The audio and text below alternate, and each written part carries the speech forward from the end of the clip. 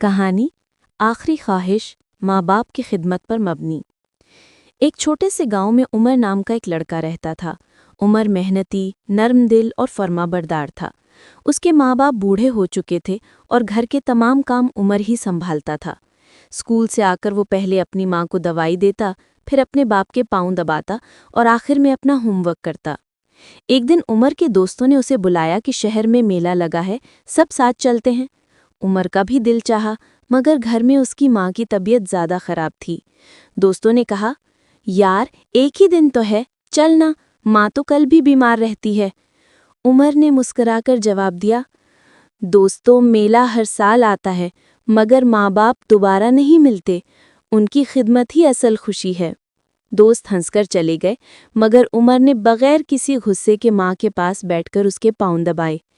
رات کو جب وہ سو رہا تھا، اس کے والد نے آہستہ سے اس کے سر پر ہاتھ رکھا اور روتے ہوئے بولے، بیٹا عمر، تم نے آج ہمیں شرمندہ کر دیا۔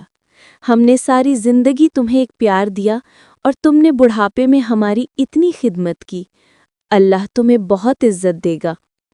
وقت گزرتا گیا، عمر نے تعلیم مکمل کی، شہر میں بڑی نوکری ملی، مگر وہ اپنے ماں باپ کو ساتھ لے کر گیا۔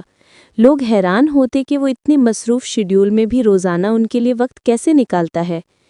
ایک دن اس کے باپ کو دل کا دورہ پڑا۔ ڈاکٹر نے کہا کہ بیماری بہت بڑھ چکی ہے۔ باپ نے آخری بار عمر کا ہاتھ تھام کر کہا، بیٹا، میرا وقت آ گیا ہے، مگر یاد رکھنا، جو شخص اپنے ماں باپ کی خدمت کرتا ہے، اللہ اس کی ہر مشکل آسان کر دیتا ہے۔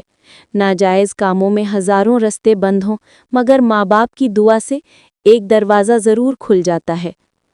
باپ دنیا سے رخصت ہو گیا، ماں بھی چند سال بعد چلی گئی، لیکن عمر کی زندگی میں ہر مشکل آسان ہوتی گئی۔ وہ ترقی کرتا گیا، عزت پاتا گیا۔ لوگ حیران تھے کہ ایک عام سا لڑکا اتنے اونچے مقام تک کیسے پہنچ گیا۔